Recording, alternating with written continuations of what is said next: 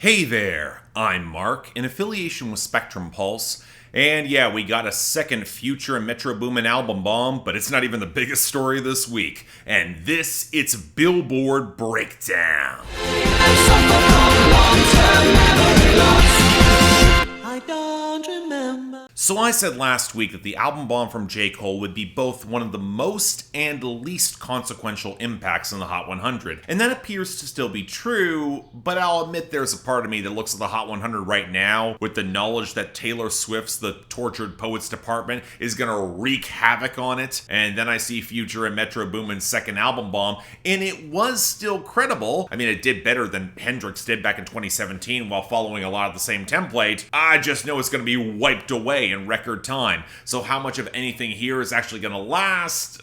Well, that's an open question. But hell, you know what? I don't even think it's the most insane story this week, because that comes in our top 10 and a new number one that I don't think anyone could have predicted at the start of 2024, Too Sweet by Hozier. Now, it's not going to stick at this position, let me make that abundantly clear, but when the streaming is just so strong and there's enough sales and radio to plug in the gaps, it was enough to get to the very top. Keep in mind, Take Me to Church back in 2014 and 2015 was perpetually stranded at number 2 behind either Taylor Swift or Uptown Funk, and the former's coming around next week to knock him off again. And yet, it was just enough to creep past Like That by Future, Metro Boomin, and Kendrick Lamar at number 2. I think some of the diminished impact comes from Future and Metro's second album bomb release just flooding the market. But while it does actually have some radio traction, the sales are just not plugging in that gap. And until we get a proper Kendrick Lamar response to Drake, the beef might be pushed to the back burner, at least for a little bit. I mean, I know Drake's got another song and I'm not dignifying that AI thing, let's move on. Now, all this strands beautiful things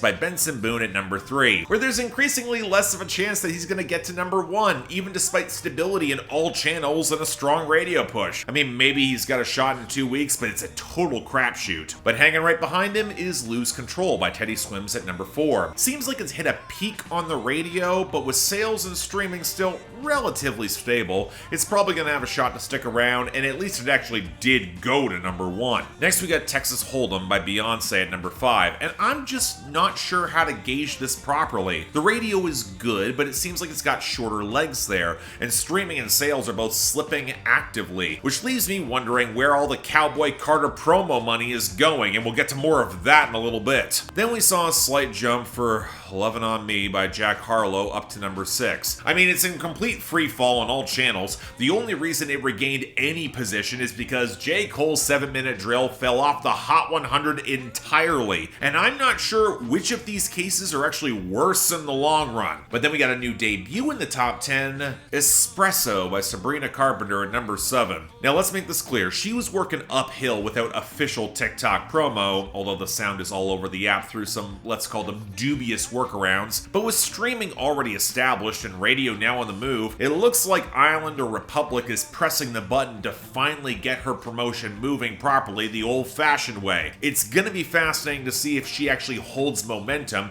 with her tour mate bulldozing the entire chart next week. Now on a similar note, We Can't Be Friends, Wait For Your Love by Ariana Grande held at number 8, thanks some incredibly strong radio traction for that one. And on a similar note, Stick Season by Noah Kahan spiked up to number 9 because adult alternative radio will never let this go. Might help it weather the storm. Finally, returning to number 10, Saturn by SZA re-entering the top 10, where, interesting note, the official version of the song is now gone from TikTok, so it looks like it was allowed to circulate officially on that platform for a quick exception, and then all the bootlegs showed up to sustain the virality as long as the song builds conventional traction in all other channels. Why do I think this is going to be a consistent thing for a lot of artists going forward? Because, hell, you know what, speak of the devil, I checked TikTok, and it looks like Taylor Swift has appeared to be allowed to use her official account to add her new album, because that's a spike in traffic you wouldn't want to fumble for Universal, even if there's some sort of unique licensing agreement between herself and TikTok. You're not sure there. Now this naturally takes us to our losers and dropouts, where, as expected, it's chaotic, although a little less so than you might think in the dropouts, because a lot of this feels like album bombs replacing each other, with a few extraneous casualties like Mama's House by Thomas Rhett featuring Morgan Wallen getting knocked out well early, or Burn It Down by Parker McCollum maybe having a shot for the year-end list for 2024. And Yes And by Ariana Grande probably getting on there thanks to early chart position, but it's way dicier than I think her team could have predicted given this is the lead-off single. Now the losers here are tougher to gauge, so let's start off with the expected album bomb casualties. We Don't Trust You at 86 and Young Metro with The Weeknd at 72, both by Future and Metro Boomin. Huntin' Wabbits at 98 and Crocodile Tears at 90 by J. Cole. And most concerningly from Beyonce, Jolene at 88 and Two Most Wanted with Miley Cyrus at 47. Can somebody tell Beyonce's camp that squandering such an obvious radio crossover hit with Miley is really stupid and she's gonna lose out if it doesn't pick up traction? I mean, it's all lined up to work, but outside of those, Selfish by Justin Timberlake slid to 60. It's probably gonna make the year-end list just on radio inertia there. 23 by Chase Beckham fell to 74. Training Season by Dua Lipa hit 78. Someone contact her camp too. This run-in's starting to look very concerning. Soak City Do It by 310 Baby hit 82. Bandit by Don Toliver skidded to 93. And Home by Good Neighbors lost all of its gains to 96. Good. Now this takes us to our gains and returns. Well, alright, just gains. There were actually no returns this week, and it's kind of an odd crop of gains as well. Now part of this is the reality that J. Cole's album bomb Impact hit higher on the charts than Future and Metro Boomin's, which has led to songs in the mid-range getting smaller rebounds, or in the case of To Name by Fuerza Regida up to 68, Back Then Right Now by Tyler Hubbard at 62, and the continuing surge for Gata Only by Floyd Menor and Chris MJ to 27, capitalizing on existing momentum whether or not you want it or not. But we also saw spikes for Hell and Back by Bakar and Summer Walker at 53, a good song that's built for the upcoming season under Epic, it's well timed, and Let's Go by Key Glock surging to 59 after the return, along with some expected country pickups like Bulletproof by Nate Smith off the debut to 64 thanks to the radio, and Wind Up Missing You by Tucker Wetmore at 75 capitalized on limiting Morgan Wallen. Now the two surprises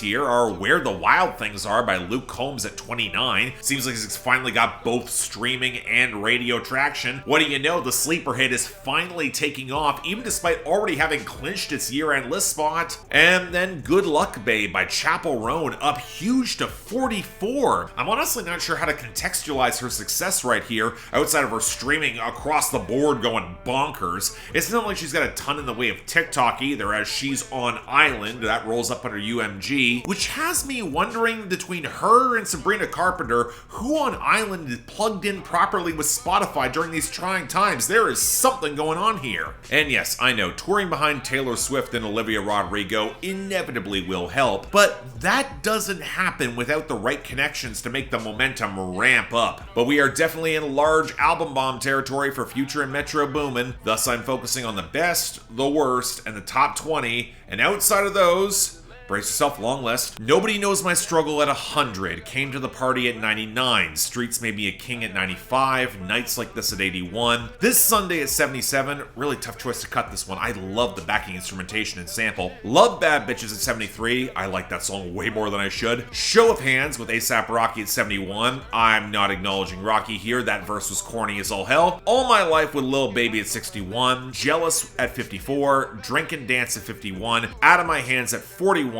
Red Leather with J. Cole at 39. I have not seen an artist squander so much goodwill so fast as Cole has, and it's kind of a shame because thematically I actually like what his verse is doing there. And We Still Don't Trust You with The Weeknd at 22. So now on to a slightly more reasonable list of new arrivals here. Number 94, Feel It by David.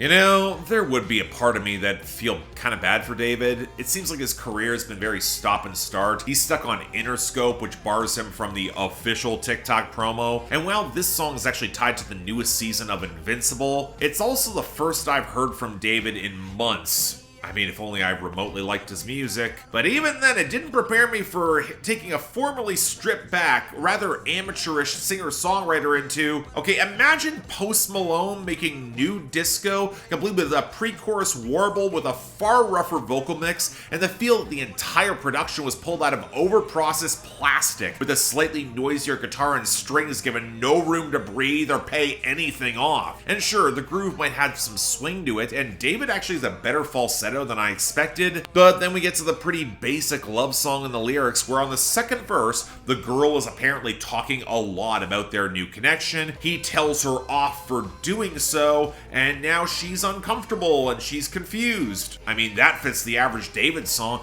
but it confuses any vibe against this production, and the song ends way too abortively to address any of it. I mean, to me, this feels like an artist that Interscope doesn't know how to properly manage, so they push him into something that doesn't remotely match his comfort zone, and the entire song just really does not work at all. It's not terrible, but it feels like a cascade of errors. I'd skip it. Number 92, Dirt Cheap by Cody Johnson. You can't buy that kind of dirt cheap. So Cody Johnson has done a lot to prove that he can hang in the mainstream Nashville while still keeping his sound, even netting some tangible charting hits, a lot of them pretty good. And his track record's been on the uptick, so I was kind of looking forward to this. A late album single that came out last year. And yeah, you know what? It's really quite good.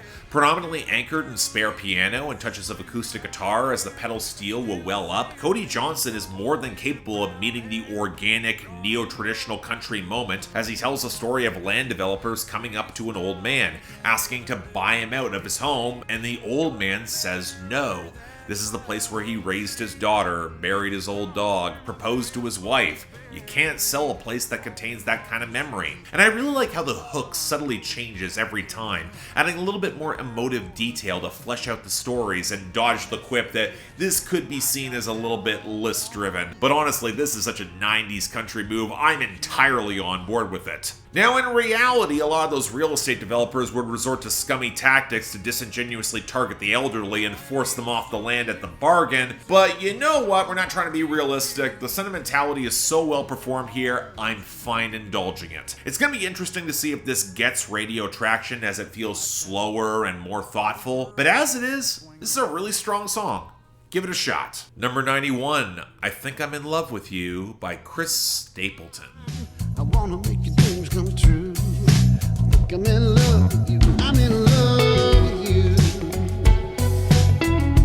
The problem I've come to have with Higher by Chris Stapleton, it's twofold. The first being that White Horse goes so goddamn hard that it kind of overshadows the rest of the album, which might be why it's taken a while for Chris Stapleton to deliver another crossover song. Now, the other problem is that the vinyl is ridiculously overpriced everywhere I've looked, especially as I would not exactly classify this as Stapleton's best by any measure. But you know what? Let's focus on a song that the majority of the critics like regardless. For me, it's actually the second best song on the album, and it's a refreshingly simple, smoky soul jam. Dave Cobb delivers a rare, impeccably balanced bass line for once. The drums are perfectly playful as the lush strings and the Hammond organ accent the watery guitar licks, and Chris Stapleton could just holler with the best of them. Now, if I've got a critique, it's that the lyrics can feel a little bit basic. Stapleton is painting with a very broad brush here, hoping to tap into the whole classic standard template that comes with writing songs that can feel like they have always been there in the popular conscience. But you know what? When he executes it so goddamn well, it's really hard to complain. I don't know if it's gonna have the run that White Horse did, especially heading into the summer. I'm not sure the song really matches the season, but when it's this great,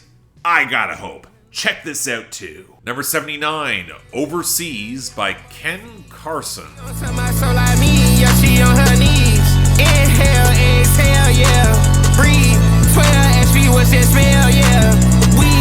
Well, this has been long in coming. As someone who doesn't really care for Playboi Carti in the best of times, I kept the axe on his Opium sub-label a healthy distance with the general hope that they would never cross over. I've seen how their fans have acted in response to reviews, and while I don't have any divorce documents they can leak, I'm sure they'd find some way to make my life interesting. in the worst way possible. But following a great chaos from last year, the single from his upcoming project More Chaos actually managed to chart, and considering his deal is also through Interscope, that removes the official TikTok promo from the equation, a lot of this groundswell appears to be tangible. And okay, look, I'll admit I was initially kind of intrigued by the frenetic blur of glittery synths backed up at the trap hi-hat, but then the bass just swamps out everything with that mid-range chiptune as well. It doesn't really produce a groove so much as an overcompressed smear. And then Ken Carson starts squawking about generic brand name porn, smoking weed, and getting head for just over 2 minutes for 2 hooks and 1 verse. And I did roll my eyes at the end of his verse when he talked about an ex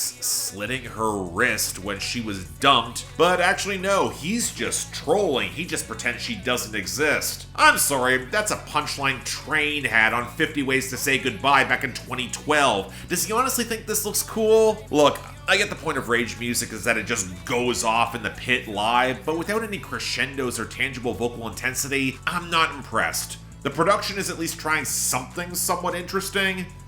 I can't endorse it though. Number 67, All to Myself by Future and Metro Boomin featuring The Weeknd. Need you all to myself. Need you all to myself. So here's the funny thing. This is my second favorite song on the album after Always Be My Fault, which is pure trap goth camp, but also includes The Weeknd, and it didn't chart. And yet this is facing some remarkably stiff competition among the best of the week for me to even consider it. And I actually do think this is the song that really convinced me of Future's R&B side. The liberal Isley Brothers sample against the blocky trap percussion, the guitar that just wails over the watery hook, even The Weeknd, who mostly spends his verse taking pot shots at Drake by thanking every higher power that he didn't sign to OVO, and then mocking one of Drake's gang affiliates for making TikToks. That's certainly a choice, Abel. But I think the Future is what actually sold me on the song, because he's only looking at one girl this time. He's trying to show some tangible vulnerability. And while some of this is just stock flexing, you can tell there's something different about this girl playing classy and understated and being down with him, showing an empathy that has Future actually trying. I mean, for a Future song, the attraction is remarkably framed as romantic, or at least Future's attempt at that, and that's got some charm. I mean, it's a rare moment, but it's a sign of sincere emotional investment, maybe even maturity that we do not get from Future that often, and I think it's a pretty damn good look for him. So yeah, great song, absolutely worth hearing. Number 58, Tell Your Girlfriend by Leigh Banks. And thinking of you, every time I screw him, and if you want me, you gotta put the word in. Go tell your girlfriend that I'm your girlfriend. It's going to be very interesting looking back on this era of TikTok viral acts who got traction less because the promo is there, and more because of the lack of serious UMG competition and Warner or Sony affiliates getting their act together. Hence we got Leigh Banks. She's out of Philly, she got signed to APG, which is under the notoriously questionable record executive Mike Caren with a distribution deal through Warner. She put out an EP last year, and this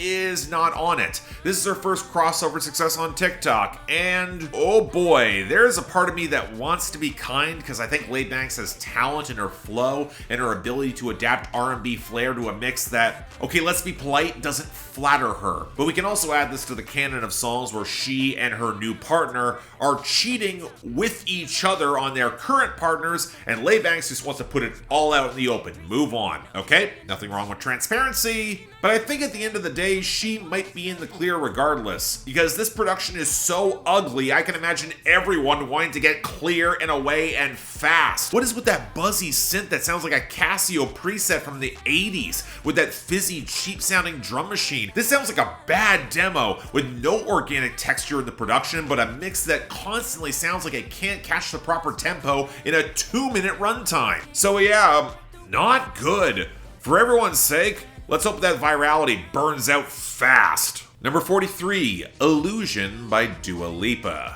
Don't know who you think that you're confusing. I'd be like, ooh, it's amusing. You think I'm gonna fall for an illusion.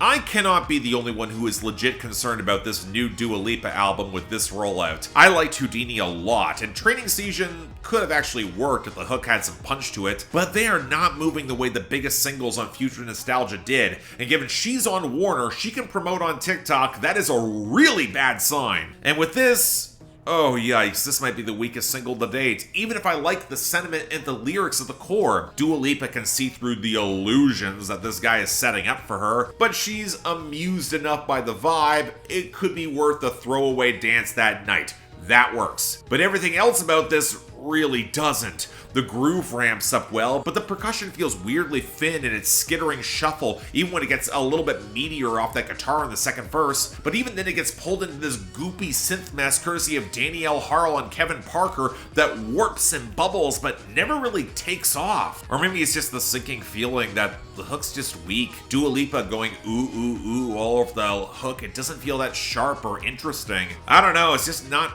very special, and everything about this album rollouts felt really questionable. This is forgettable, and in the long run, that's a problem. Number 36, a bar song Tipsy by Shaboozey. Dale's got a history. There's a party downtown near 5th Street. Everybody at the bar getting tipsy. Okay, I'll give Beyonce some credit. I did not expect any of the new acts that she platformed off of Cowboy Carter to pick up any steam, and yet, thanks to being on the right label with the right song at the right time, we got this from Shaboozey. Now, initially he was on Republic for his first album in the late 2010s, but then wound up on Empire for his second in 2022, gives him a little flexibility to go viral now, and hey, you know what? I'm not against a good flip of Tipsy, especially if it's not immediately obvious. And yet, I'll admit this gripped me faster than I probably would have liked. It initially gave me the vibe of those cross-genre flips of various rap songs that can come across as novelty at best or corny at worst, especially opening with a very familiar acoustic riff and whistle and hand clap. But Shaboozey's just got this exasperated hang-dong charisma that works well against the choppy acoustics, plentiful fiddle, and that stomping sing-along hook. This is firmly in the grand tradition of barroom bangers that I can see going off in both country and rap establishments. And hell, you know what? When the hook is that infectious, I can see this working really damn well. If Empire pushes this properly, this could become a huge hit in 2024. It's a ton of fun, great song. Don't screw this up. And finally, number 7, Espresso by Sabrina Carpenter.